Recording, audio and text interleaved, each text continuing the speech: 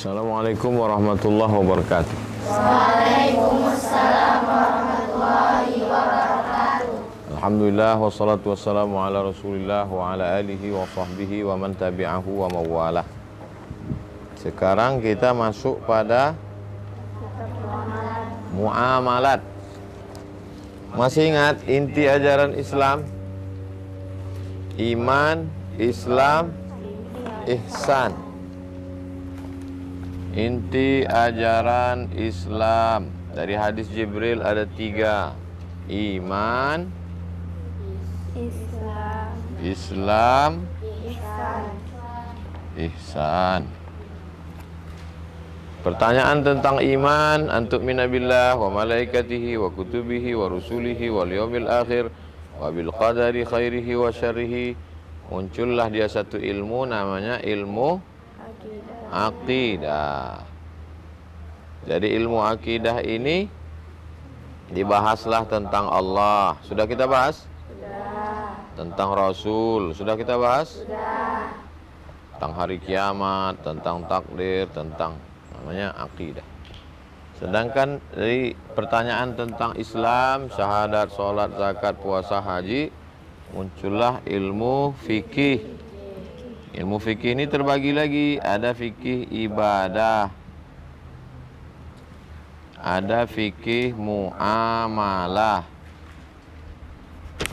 ada fikih nikah, ada fikih siasah. Siasah itu politik. Kemudian dari pertanyaan tentang ihsan, anta'budallaha ka'annaka tarahu, kau sembah Allah seakan-akan kau melihat Allah. Fa illam takun tarahu, kalau kau tidak melihat Allah, fa innahu yaraka, Allah melihat engkau. Ada rasa malu, ada rasa ridho, ada rasa qanaah, ada rasa tawakal, maka disebut dengan ilmu akhlak. Kebetulan yang banyak berkecimpung di ilmu akhlak ini ulama tasawuf, maka disebut di mata kuliahnya namanya akhlak tasawuf. Nah, kita fokus pada ini. Ibadah itu ada sholat. Sudah kita bahas sholat? Sholat, zakat, puasa, haji. Sudah semua? Nah, sekarang muamalah. Muamalah itu ada jual beli, ada pinjam meminjam, ada gadai. Tapi jarang dikaji orang muamalah ini. Ada bagi 2 kebun. Saya punya tanah, antum punya bibit, lalu dikembangkan, nanti bagi hasil. Orang selalu sibuknya mengkaji, kalau udah di masjid mengkaji tentang apa? Ibadah.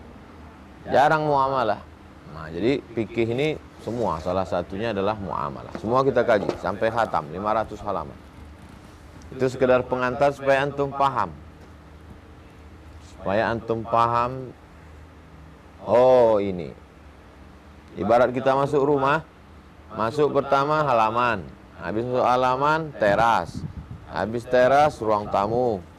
Ada ruang tidur, ada dapur. Nah, gitu juga dengan ngaji ini. Paham kita, oh ini akidah, oh ini fikih, oh ini akhlak.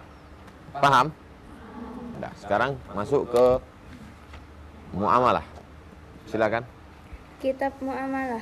Allah Subhanahu wa Ta'ala telah menjadikan manusia masing-masing saling membutuhkan satu sama lain, supaya mereka tolong menolong, tukar menukar keperluan dalam segala urusan kepentingan hidup masing-masing, baik dengan jual beli, baik dengan jalan Antum jual punya beras, padi. Antum punya ikan. Duit tak ada. Maka jual beli apa namanya itu kalau pakai barang? Barter. Bagaimana cara menilai ikannya itu sesuai dengan berasnya berapa? Jual beli. Innamal bai'u an taradin. Jual beli itu sama-sama ridho. Ridho dia melepas ikannya dan ridho dia melepas berasnya. Aku jual berasku ini dengan senilai ikan kamu 2 ekor tunai. Sama-sama ridho. Itu diatur dalam agama Islam. Muamalat, hubungan interaksi sosial. Terus? Sewa menyewa, bercocok tanam, atau perusahaan yang lain-lain, baik dalam urusan kepentingan sendiri maupun untuk kemaslahatan umum. Dengan cara demikian, kehidupan masyarakat menjadi teratur dan subur. Pertalian yang satu dengan yang lain pun menjadi terhubung. Nah, itu diatur Islam. Jadi Islam bukan cuma ngatur sholat, puasa, zakat, enggak. Karena kalau hubungan manusia ini tidak diatur, nanti orang main rampok, main rampas saja. Dia lapar, tengoknya ada beras orang, curi. Islam mengatur itu semua. Terus? Akan tetapi, sifat loba dan tamak tetap ada pada manusia. Suka mementingkan diri sendiri supaya hak masing-masing jangan sampai tersia-sia. Dan juga menjaga kemaslahatan umum agar pertukaran dapat berjalan dengan lancar dan teratur. Oleh sebab itu, agama memberi peraturan yang sebaik-baiknya. Karena dengan teraturnya muamalat, maka penghidupan manusia jadi terjamin pula dengan sebaik-baiknya, sehingga perbantahan dan dendam-mendendam tidak akan terjadi. Tak akan terjadi dendam-mendendam. Karena kalau tidak nanti saya misalnya kuat, saya rampas tanah antum. Antum kan tak selamanya lemah. Antum itu punya anak antum balas dendam. Tak selesai-selesailah dunia ini. Islam ini agama yang salam, yang damai. Terus? Nasihat Luqmanul Hakim kepada anaknya, wahai anakku, berusahalah untuk menghilangkan kemiskinan dan dengan usaha yang halal. Sesungguhnya orang yang berusaha dengan jalan yang halal itu tidaklah akan mendapat kemiskinan, kecuali apabila dia telah dihinggapi oleh 3 macam penyakit. 1. Tipis kepercayaan agamanya. Tipis kepercayaan agamanya, tak beriman, tak percaya pada Allah. 2. Lemah akalnya. Lemah akalnya, dungu, bodoh. 3. Hilang kesopanannya. Hilang kesopanannya, tak beradab, tak berakhlak. Terus? Jadi, yang dimaksud dengan muamalat ialah tukar-menukar barang atau sesuatu yang memberi manfaat dengan cara yang ditentukan, seperti jual beli, sewa menyewa, upah mengupah, pinjam meminjam, urusan bercocok tanam, berserikat, berkongsi, dan usaha lainnya. Ya, sekarang pertama jual beli. Aturan jual beli. Jual beli adalah menukar suatu barang dengan barang yang lain dengan cara tertentu atau akad. Barter, tidak pakai duit. Duit datang belakangan. La ta'kulu amwalakum bainakum bil batil. Jangan kamu makan harta di antara kamu dengan cara batil. Illa an takuna tijaratan. Boleh melalui tijarah dagang. Antaradin, sama-sama ridho, sama-sama rela. Bahasa Arabnya ridho. Susah orang kita nyebut ridho, jadi rela. Saya rela melepas tanaman saya, kamu rela melepas ayam kamu. Dibarter ayam sama kelapa. Terus? Rukun jual beli. 1. Penjual dan pembeli. Syaratnya adalah A. Berakal, agar dia tidak terkecoh. Orang yang gila atau bodoh tidak sah jual belinya. Alhamdulillah Ustaz, saya sudah beli tanah. Berapa hektar kau beli? 1 hektar. Harganya berapa? 200 perak. Harganya berapa? 1.500. 2 hektar 1.500. Sama siapa kau beli? Sama orang di rumah sakit jiwa. Mana bisa? Setelah dibeli, keluarganya mengamuk.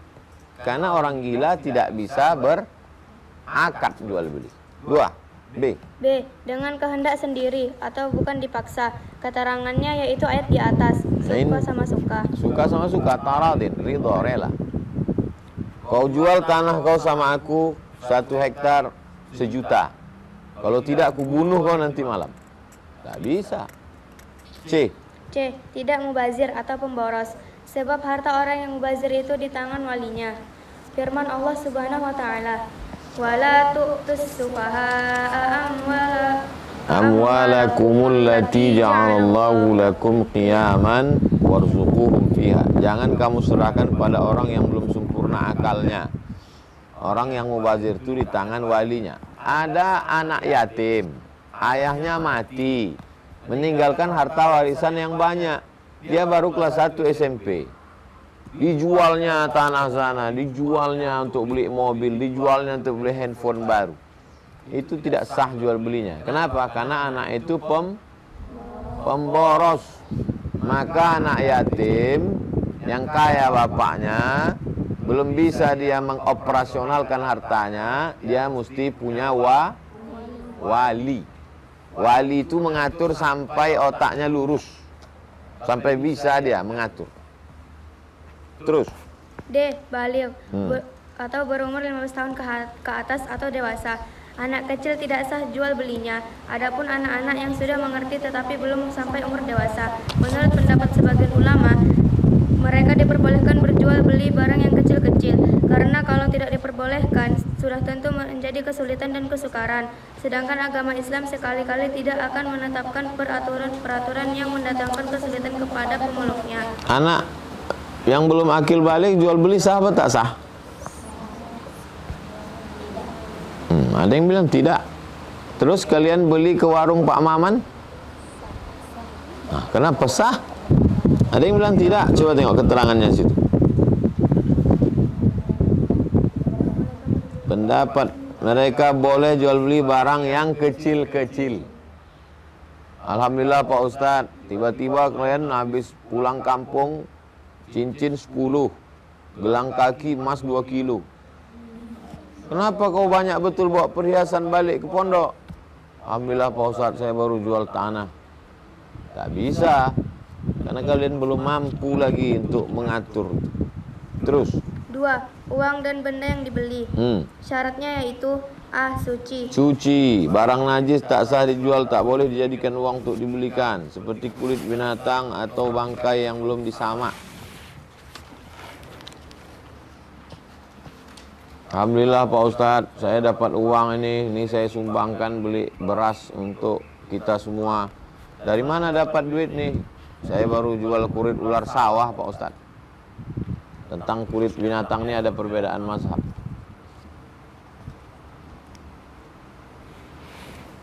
Kalau binatangnya itu boleh dimakan, maka kulitnya halal setelah disamak. Kambing boleh dimakan? Kalau disembelih, kalau ditabrak bis enggak. Setelah kambing disembelih kemarin, kulitnya disamak.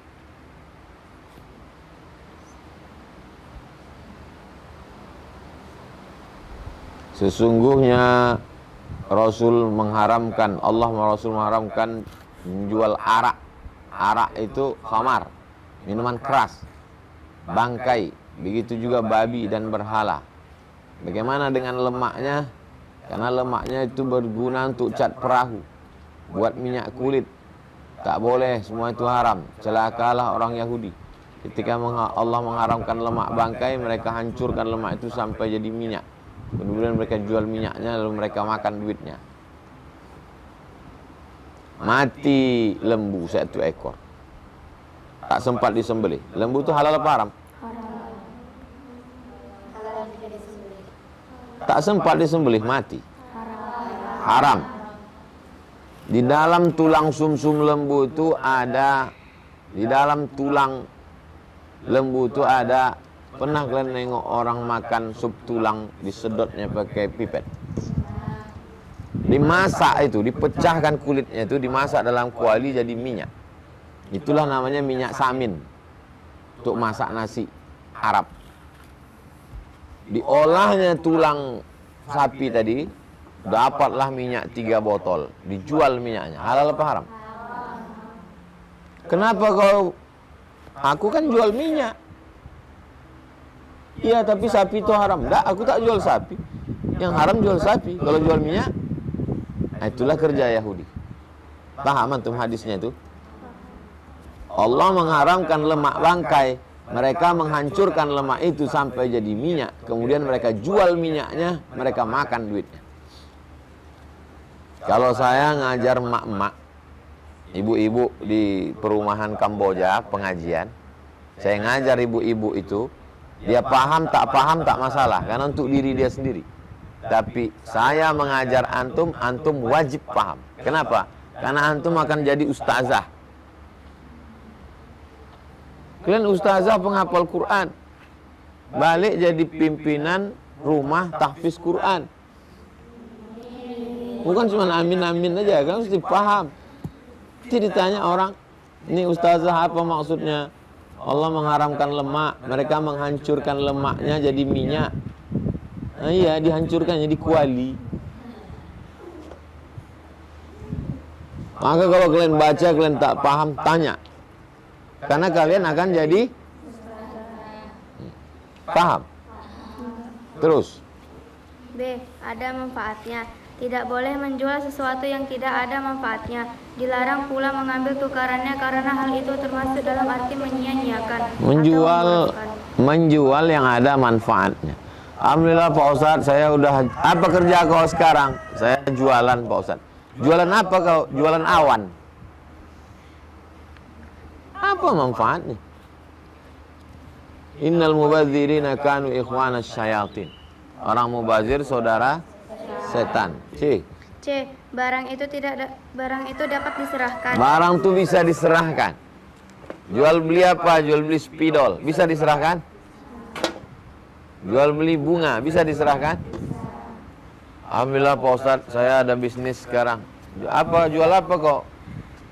Jual kuntilanak Pak Ustadz. Gimana menyerahkannya? Bisa diserahkan. Terus, tidak sah menjual barang yang tak bisa diserahkan kepada pembeli. Misalnya ikan dalam laut.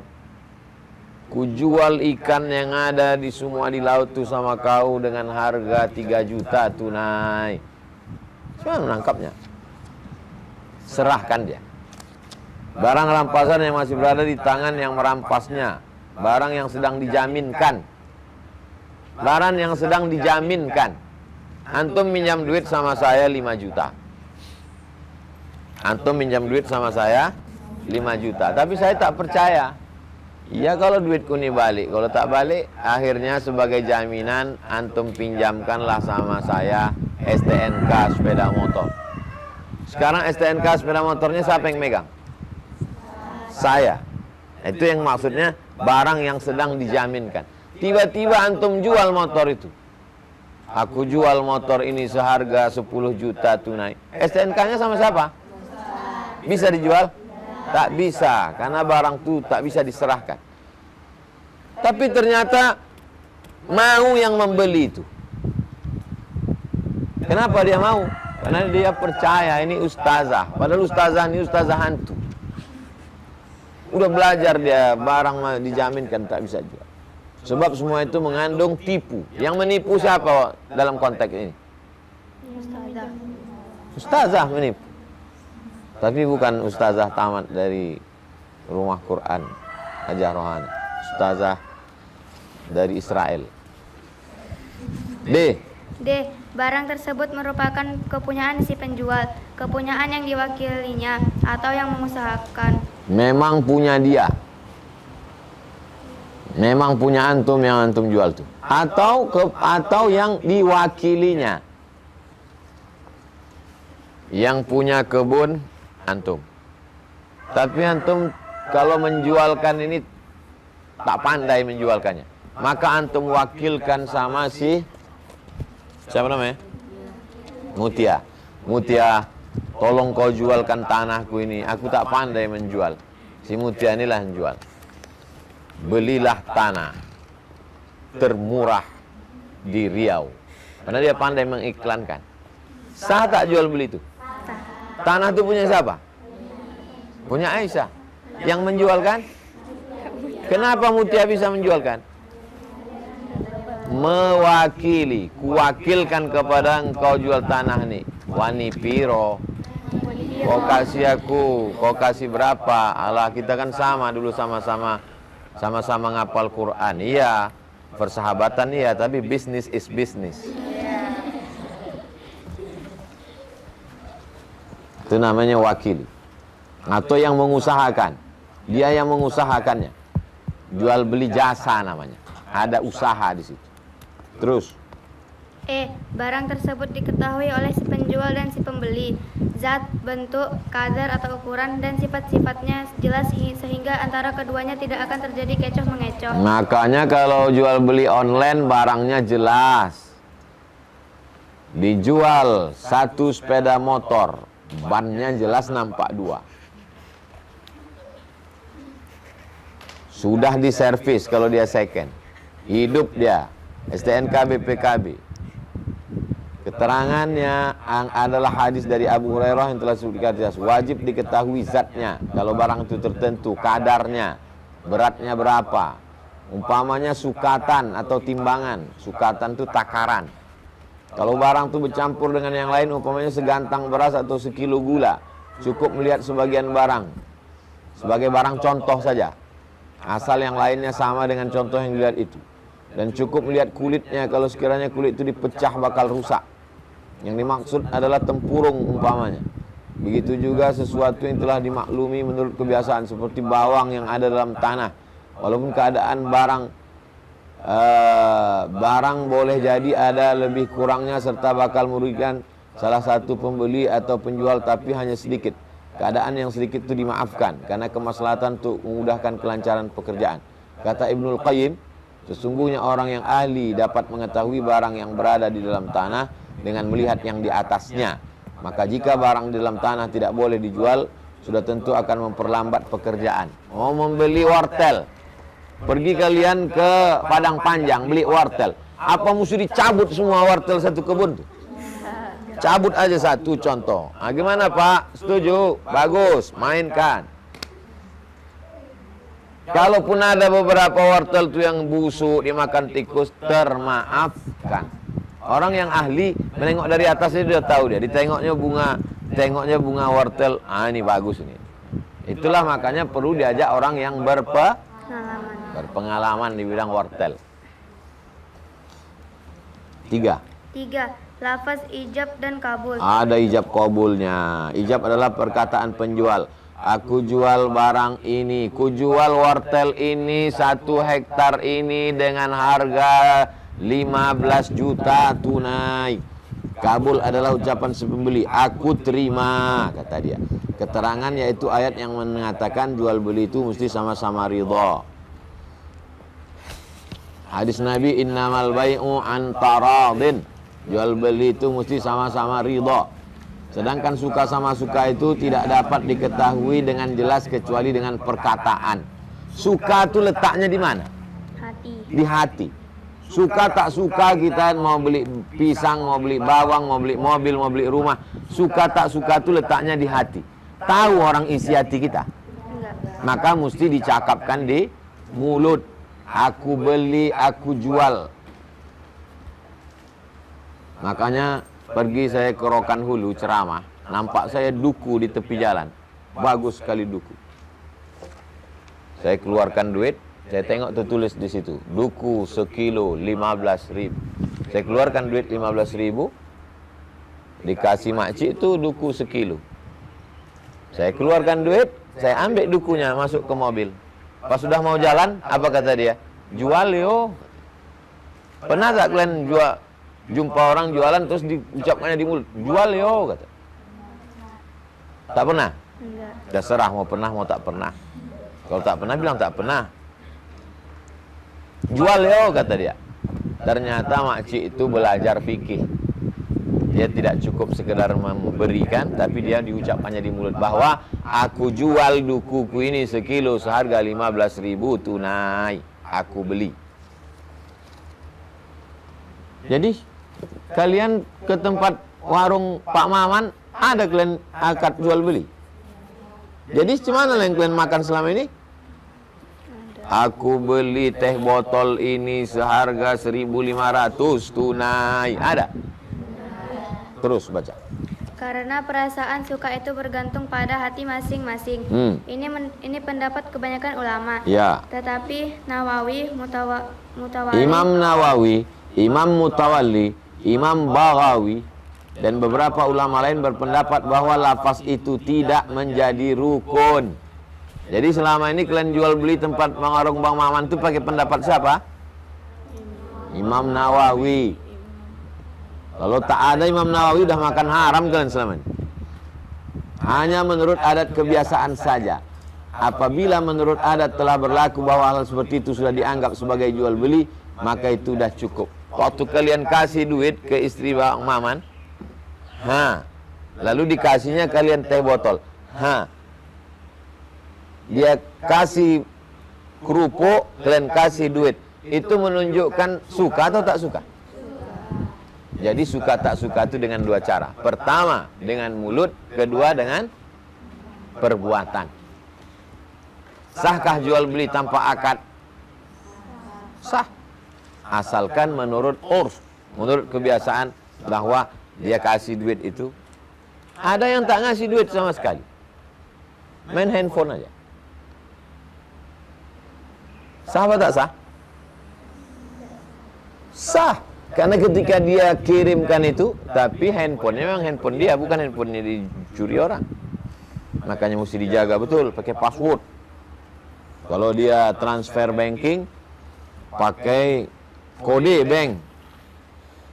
Terus, menurut ulama yang mewajibkan lafaz itu diwajibkan memenuhi beberapa syarat. A. Keadaan ijab dan kabul berhubungan. Artinya salah satu dari keduanya pantas menjadi jawaban dari yang lain dan belum berselang lama. Tidak berselang lama. Aku jual tanah ini 1 hektar seharga 30 juta tunai. Aku terima. Langsung, tak berselang lama. B. Makna keduanya hendaklah mufakat atau sama, walaupun lafaz keduanya berlainan. Mesti sama. C. Keduanya tidak disangkutkan dengan urusan yang lain, seperti katanya, kalau saya jadi pergi, saya jual barang ini sekian. Tidak tersangkut dengan yang lain. Saya jual tanah ini 30 juta kalau saya jadi dengan nikah dengan anak Pak Haji. Itu tersangkut dengan yang lain. D. Tidak berwaktu, sebab jual beli berwaktu, seperti sebulan atau setahun tidak sah. Saya jual mobil ini kepada kamu sebulan sampai tanggal 1 Agustus. Nanti Agustus aku dapat duit, ku beli lagi ya. Tak bisa. Apabila rukun atau syaratnya kurang, jual beli dianggap tidak sah. Di bawah ini akan diuraikan beberapa contoh jual beli yang tidak sah karena kurang rukun dan syaratnya. 1. Di negeri kita ini orang telah biasa melakukan pekerjaan mencampurkan hewan betina dengan hewan jantan. Percampuran itu ditetapkan dengan harga yang tertentu untuk sekali campur.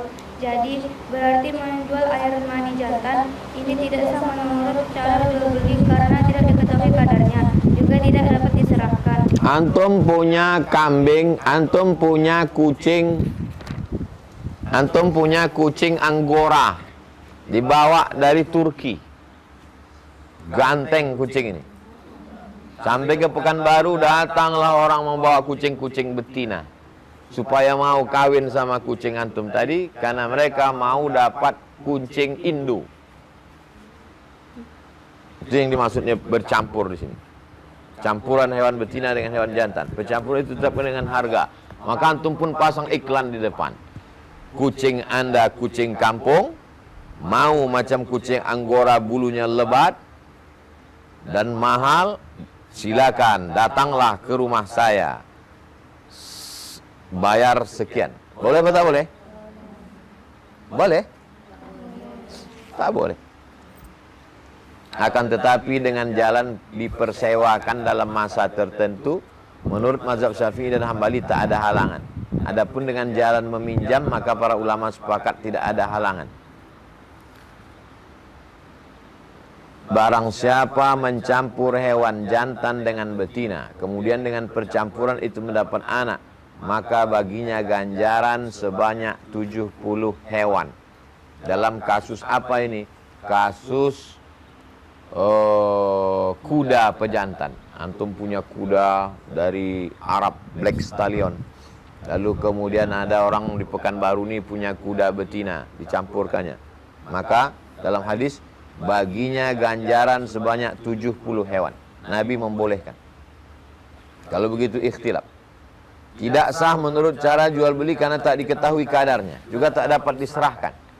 Tak bisa diserahkan macam menyerahkan ini. Ini ya, tak dapat, tak tahu. Tak bisa diserahkan. Akan tetapi dengan jalan dipersewakan dalam masa tertentu. Menurut mazhab Syafi'i dan Hambali tak ada halangan. Adapun dengan jalan meminjam, maka para ulama bersepakat tidak ada halangan. Tak ada halangan berarti bahkan dianjurkan oleh syarak. Kalau begitu, kalau ada satu masalah tiba-tiba antum baca ada dua pendapat, berarti di situ ulama tidak sependapat, tidak sepakat. Ada dua pendapat berarti. Dua. Menjual suatu barang yang baru dibelinya sebelum diterima karena miliknya sebelum sempurna. Tanda sesuatu yang baru dibeli dan belum diterimanya adalah barang itu masih dalam tanggungan si penjual. Berarti kalau barang itu hilang, si penjual harus mengganti. Aku jual baju sepasang untuk kamu. Mana bajunya? Masih di tangan tukang jahit. Bisa? Tak bisa. Menjual barang yang baru dibelinya, tapi dia sendiri belum menerimanya. Masih dalam tanggungan si penjual. Tak bisa. Karena nanti akan menimbulkan masalah itu. Islam ini ingin menyelesaikan masalah. La tabi'anna syai'an, jangan kau jual barang ishtaraitahu yang sudah kau beli hatta taqbidahu, sampai kau pegang. Barangnya udah kau pegang, ada, barulah kau jual. Jangan jual barang yang masih dipegang orang. 3. Menjual buah-buahan sebelum nyata pantas dimakan atau dipetik. Karena saya jual buah matoa. Mana matoanya Ustaz? Itu bunga-bunga. Tak kau tengok bunga matoa itu lebat. Menjual buah-buahan belum nyata, belum bisa dipetik. Karena buah-buahan yang masih kecil sering rusak. Iya, matoa ditengoknya bunganya banyak lebat. Tengok lebat. Kalau tiba-tiba tak turun hujan, gugur bunga ini semua. Sudah berapa hari tak hujan. Karena buah-buahan yang masih kecil sering rusak dan busuk sebelum matang. Ini mungkin akan merugikan si pembeli dan si penjual pun mengambil harganya dengan tak ada keuntungannya. Naha an-nabi, Nabi melarang an bai' istimar, menjual buah hatta yabdu salahuha, sampai tampak masaknya. Tapi kalau ada pakarnya, pakar buah-buahan, menurut prediksinya, ada tuh pandai dia mengagak-agak. Kalau kurmanya sekian hektar, hasilnya sekian ton. Kalau durian ini musangking sekian 100 batang, hasilnya sekian. Nggak bisa. Sama macam menjual wortel yang ada di dalam tanah tadi. Terus,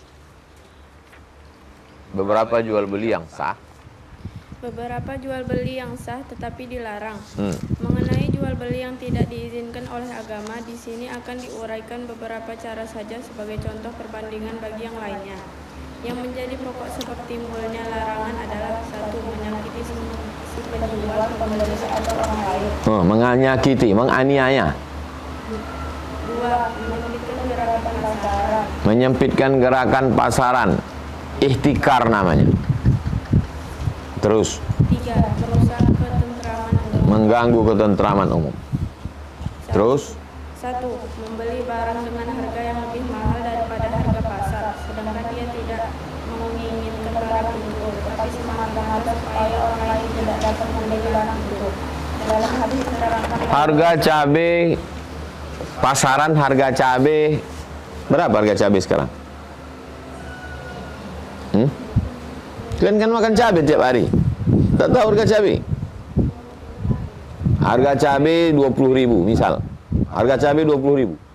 Tiba-tiba datang orang kaya di Pekanbarunya, dinaikkannya harga jual beli. Pergi dia ke pasar, ku beli cabai kalian semua 30.000. Orang pasar mau tak jual? Mau lah. 20.000 dibeli 30.000, mau apa tak mau? Mau. Habis cabai itu semua dibelinya. Tapi tujuannya supaya apa? Supaya orang tak makan cabai. Mengganggu ketertiban umum.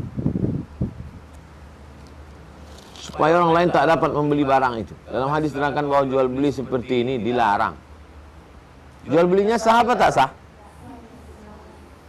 Jual beli sah tapi dilarang. Aku beli cabaimu seharga 30.000 tunai. Si penjual itu suka apa tak suka? Suka lah. Sah apa tak sah? Sah, tapi dilarang. Kenapa dilarang? Mengganggu. Banyaklah orang tak selera makan. Akhirnya anak-anak tahfiz mengantuk semua. Oh, kenapa mengantuk? Tak selera Pak Ustaz, tak ada cabai pagi. Siapa yang mengantuk, ambil cabai itu cucukkan ke mata. 2. Membeli barang yang sudah dibeli orang lain yang masih dalam masa khiyar. Sabda Rasulullah sallallahu alaihi wasallam. An Abi Hurairah qala Rasulullah sallallahu alaihi wasallam la yabi' ba'du. Antum setelah jadi ustazah ternyata di samping itu jual jilbab. Masa ustazah jual jilbab? Jual jilbabnya 1 kontainer ekspor impor ke Singapura. Amin. Tak mau pula dia mengambil. Membeli barang yang sudah dibeli orang lain, masih dalam masa khiyar. Masa khiyar menentukan pilihan. Datanglah pembeli, ustazah, ku beli jilbab ini ya, bagus sekali nampakku ustazah. Ya belilah. Tapi nanti sore baru nanti sore ini aku mau ke pasar, tak banyak dapat duit, ini ku kasih DP aja dulu, nanti sore ku ambil. Iya, berapa kau beli jilbabnya? 100.000. Ya, nanti sore ambil ya. Iya. Jam 12 siang datang orang lain. Ih, bagus jilbabnya. Bagus, saya belilah 200.000. Antum jual apa tidak? Sekarang antum bilang tidak. Yang tadi beli berapa? 100. Yang pembeli ini beli berapa? 200. Antum jual. Boleh apa tak boleh? Boleh. Jual belinya sah, tapi dilarang. Tidak boleh menjual barang la yabi'anna, jangan la yabi' ba'dukum ala bai', jangan menjual barang yang dibeli orang lain. Belum selesai. 3. Mencegat orang-orang yang datang dari desa di luar kota, lalu membeli barangnya sebelum mereka sampai ke pasar dan sewaktu mereka belum mengetahui harga pasar. Ada orang nanam nenas di Rimbo Panjang, mau dijualnya ke pasar pagi Arengka. Sudah terbayang? Nenasnya di mana? Rimbo Panjang. Mau dijual di mana? Pasar pagi Arengka. Datang seseorang, ditunggunya di depan UIN. Tunggunya depan UIN, begitu datang penjual nenas, langsung dibelinya nenas di situ. Ku beli nenas kau ini 1 biji, harganya 5.000. Sah apa tak sah? Sah, tapi dilarang. Kenapa? Karena si penjual Rimbo Panjang tak tahu harga nenas ini berapa di pasar pagi Arengka. Dijualnya semua 5.000, karena biasanya 5.000. Rupanya harga nenas hari itu mahal. Pas sampai ke Arengka, rupanya harga nenas sudah 10.000. Aduh, kata dia, itulah gara-gara handphone mati. Kalau hidup kan bisa tanya, Assalamualaikum, pasar pagi Arengka ya, berapa harga nanas sekarang? 10.000. Kau berapa mau beli? 5.000. Jual apa tak jual? Ngapain jual? Bagus bawa sendiri ke Arengka, betul? Tapi tutup simpang jalan, PPKM. Terus 4. Membeli barang untuk ditahan agar dapat dijual dengan harga yang lebih mahal, sedangkan masyarakat memerlukan barang itu. Hal ini dilarang karena dapat merusak ketentraman. dia tahu bahwa ini nanti beras akan krisis beras. Lalu kemudian dibelinya beras semua. Karena duit dia banyak, modalnya banyak, dibelinya beras, ditumpuknya. Menumpuk barang itu apa istilahnya? Ihtikar. Ditumpuknya barang, banyak-banyak ditumpuk di gudang, supaya nanti ketika barang ini harganya mahal baru dia jual.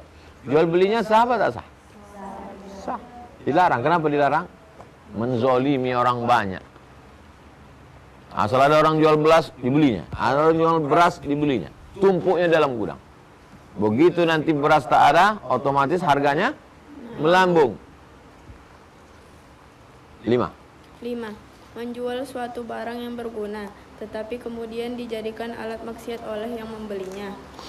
Membeli anggur, sah apa tak sah? Sah. Saya beli anggur kau ini 1 ton. Sah apa tak sah? Ternyata anggur itu diperas untuk buat khamar. Khamar itu asalnya anggur. diperas, jadikan jus, disaring, airnya masuk ke botol, fermentasi seminggu, bebuih, diminum, mabuk. Jual belinya sah, tapi perbuatan itu dilarang. Kalau kita tahu bahwa orang ini akan membuatnya jadi khamar. Kalau tak tahu, cuman kau kemana jual anggur? Ke si Fulan. Tahu kau dia jual khamar? Tidak. Terus 6. Jual beli yang disertai tipuan. Berarti dalam urusan jual beli itu ada tipuan, baik dari pihak pembeli maupun dari penjual, pada barang ataupun ukuran dan timbangannya. masuk Nabi ke pasar, ditengoknya ada bertumpuk.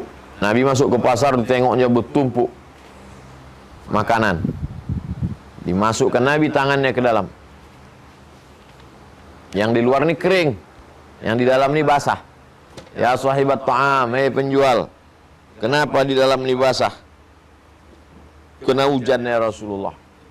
Apa kata Nabi? Man ghasyana falaysa minna. Siapa yang menipu bukan umat Nabi Muhammad SAW. Ditengok dari jauh, cantiklah duku dalam akuarium. Duku dalam akuarium, ikan dalam plastik. Cantik duku ni. Besar-besar duku yang di depan. Di belakang kecil-kecil, hijau, busuk, hitam.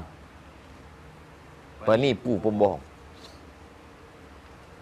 Jelaslah bahwa menipu itu haram, berdosa besar. Semua ulama sepakat bahwa perbuatan itu sangat tercela.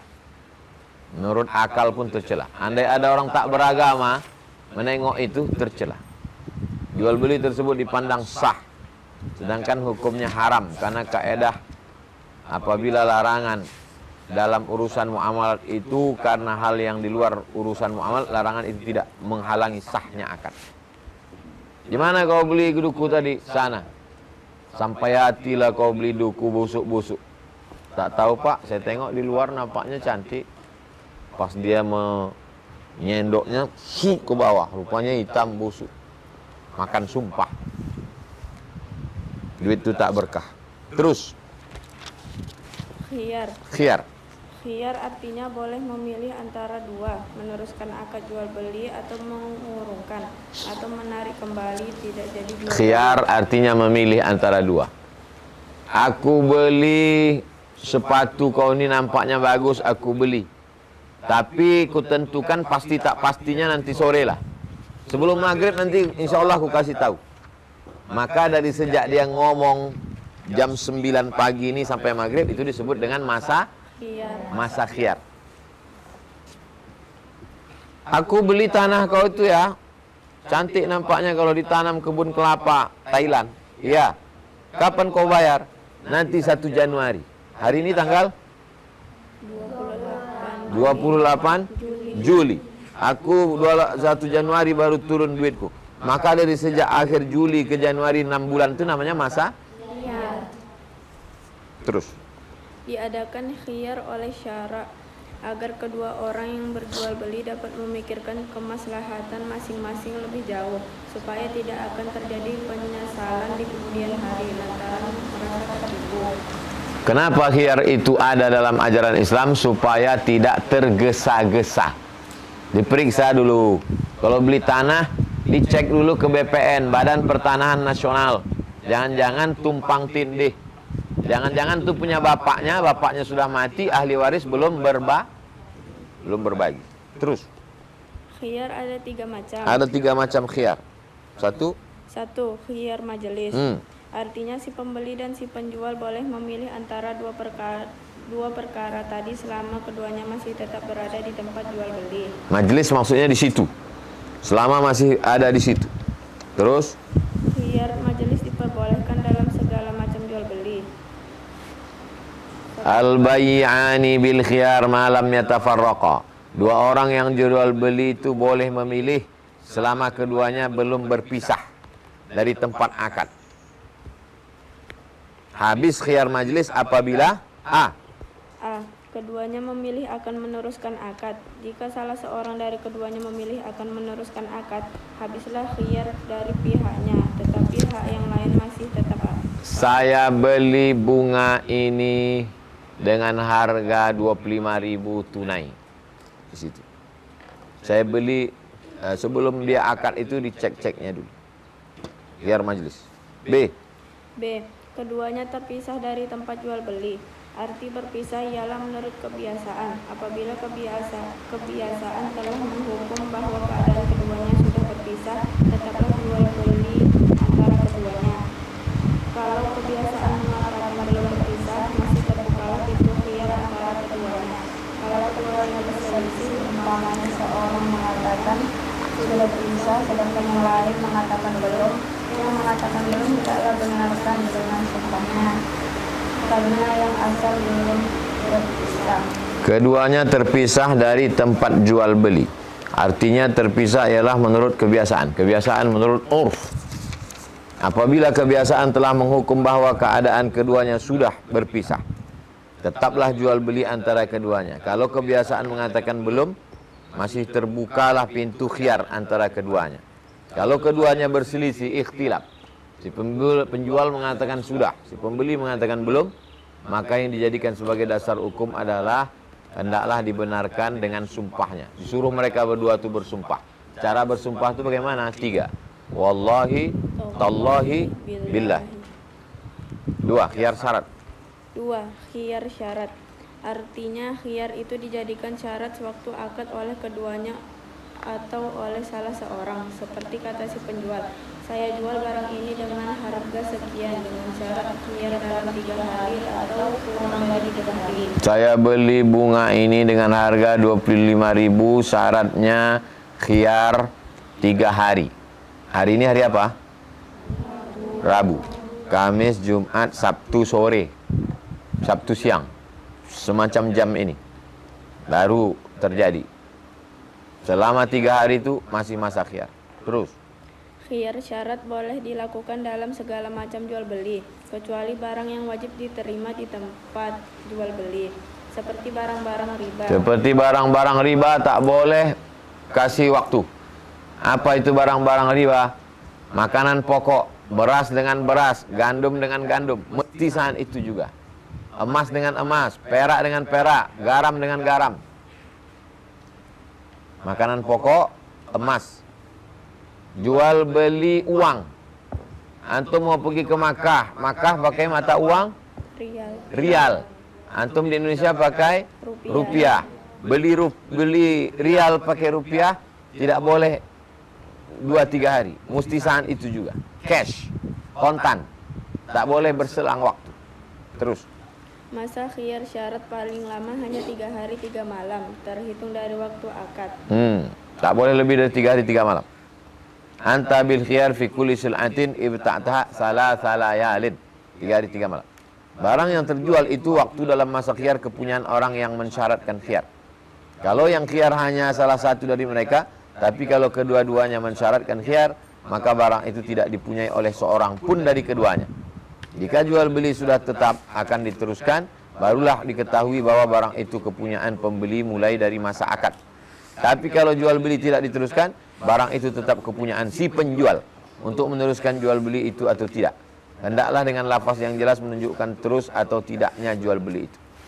3. Khiyar aib, cacat. Terus 3. Khiyar aib atau cacat. Artinya si pembeli boleh mengembalikan barang yang dibelinya apabila pada barang itu terdapat suatu cacat yang mengurangi kualitas barang itu atau mengurangi harganya. Sedangkan biasanya barang yang seperti itu baik dan sewaktu akad cacat itu sudah ada, tetapi si pembeli tidak tahu atau terjadi sesudah akad, yaitu sebelum diterimanya. Keterangannya adalah diterima atau sepakat ulama menentukannya. Aisyah meriwayatkan bahwasanya seorang laki-laki membeli seorang budak. Budak itu orang, manusia. Zaman dulu boleh jual beli manusia. Budak itu ditinggal beberapa lama dengan dia. Kemudian kedapatan bahwa budak itu cacat. Lalu diadukan perkaranya kepada Rasulullah. Keputusan dari Nabi, budak itu dikembalikan kepada si penjual. Itu namanya khiyar aib, cacat. Barang, makanya di toko-toko ditulis, perhatikan baik-baik, barang yang sudah dibeli tidak boleh dikembalikan. Tengok betul-betul. Kalau sudah dibeli, sudah akad, sudah selesai, keluar, tak diterima. Karena kesalahannya dari si pembeli. Kenapa tidak teliti? Adapun cacat. Terus. Adapun cacat yang terjadi sesudah akad sebelum barang diterima, maka barang yang dijual sebelum diterima oleh si pembeli masih dalam tanggungan si penjual. Kalau barang ada di tangan si pembeli, boleh dikembalikan serta diminta kembali uangnya. Balikkan uang karena cacat. Akan tetapi kalau barang itu tidak ada lagi, umpamanya yang dibeli itu kambing, sedangkan kambingnya sudah mati, atau yang dibeli tanah, sedangkan kambing itu sudah dibawa kotanya, sesudah itu si pembeli mengetahui bahwa yang dibelinya itu ada cacatnya, maka dia berhak meminta ganti kerugian saja sebanyak kekurangan harga barang sebab adanya cacat itu. Ya. Barang yang bercacat hendaklah segera dikembalikan, karena melalaikan hal ini berarti ridha pada barang yang cacat, kecuali kalau ada halangan. Yang dimaksud dengan segera di sini adalah menurut kebiasaan. Kalau si penjual tidak ada, hendaklah jangan dipakai lagi. Jika dia pakai, hilanglah haknya untuk mengembalikan barang itu. Hak meminta ganti rugi pun hilang. Barang yang dikembalikan karena cacat tadi, apabila ada tambahannya sewaktu di tangan si pembeli, sedangkan tambahannya itu tidak dapat dipisahkan. Misalnya binatang yang dibeli itu tadinya kurus, sekarang gemuk dia, maka tambahan itu hendaklah dikembalikan juga bersama binatangnya. Beli kambing, setelah setengah bulan baru ketahuan cacat. Tapi setengah bulan itu kambing itu makanannya full, gemuk dia. Macam mana mengembalikan kambing kurus balik? Dibalikkan sama gemuk-gemuknya. Berarti si pembeli tak boleh minta ganti. Ku balikkan kambing kau yang kemarin ku beli kurus, sekarang gemuk, tolonglah kau ganti gemuk. Bayarlah gak bisa, tak boleh atau tak boleh? Tak boleh. Tidak boleh meminta ganti rugi. Akan tetapi apabila tambahan itu bisa dipisahkan, misalnya anaknya atau sewanya menghasilkan di tangan si pembeli, maka tambahan itu menjadi keuntungan si pembeli. Berarti tidak ikut dikembalikan. Sebaliknya kalau tambahan itu terjadi dari uang harga barang, maka menjadi keuntungan si penjual. Berarti hasil uang itu semasa di tangan si penjual. Kalau jual beli tidak diteruskan, tetap menjadi hak si penjual. Tidak ikut bersama uang harga yang dikembalikan kepada si pembeli. Hukum ini berlaku kalau barang dikembalikan sesudah diterima. Sabda junjungan kita, siapa itu junjungan kita? Nabi Muhammad SAW telah diriwayatkan bahwa seorang laki-laki mengadukan keadaannya kepada Rasulullah. Dia mengadu bahwa dia sudah membeli barang bercacat. Hasil pertimbangan beliau, barang itu dikembalikan kepada si penjual. Setelah laki-laki itu mendengar keputusan tersebut, lalu dia bertanya, barang itu sudah saya pakai beberapa lama, apakah saya harus membayar sewanya? Kata Nabi, al-kharaju bid-dhaman. Buah hasil sesuatu adalah tanggungan si pembeli. Jadi, apabila barang itu hilang di tangannya, dia harus menggantinya. Siapa yang mengganti? Si pembeli. Karena dia yang bertanggung jawab atas barang yang berada di tangannya itu. Membatalkan jual beli. Terus? Membatalkan jual beli. Apabila terjadi penyesalan di antara dua orang yang berjual beli, disunahkan atas yang lain membatalkan akad jual beli antara keduanya. Setelah terjadi jual beli, menyesal, maka disunahkan atas yang lain membatalkan jual beli antara keduanya. Man aqala nadiman aqalahullah asratahu. Siapa mencabut jual belinya terhadap orang yang menyesal, maka Allah akan mencabut kejatuhannya, kerugian dagangannya. Hukum-hukum jual beli. Satu, mubah atau boleh, merupakan asal hukum jual beli. 2, wajib, umpamanya wali menjual harta anak yatim apabila terpaksa. Ada anak yatim di kampung, ayahnya mati, anak itu masih kecil. Karena tak tahu entah siapa yang mengurus ini, ada ustazah rumah Quran. Antum diangkat menjadi wali, menjaga harta anak yatim. Tiba-tiba anak yatim itu tak ada duit untuk beli beras, maka mesti dijuallah kebun anak yatim. Apa hukum menjual kebun anak yatim itu? Wajib. Karena kalau tak dijual mau makan apa? Mau makan asap. 3 haram. 3 haram, sebagaimana yang telah diterangkan pada rupa-rupa jual beli yang dilarang. Jual beli yang terlarang tadi di atas. 4 sunnah, misalnya jual beli kepada sahabat atau famili yang dikasihi dan kepada orang yang sangat membutuhkan barang. Dianjurkan jual beli kepada sahabat, kepada kawan, kepada teman, dan kepada orang yang sangat membutuhkan barang. Antum punya jilbab 5, kawan antum punya jilbab 1.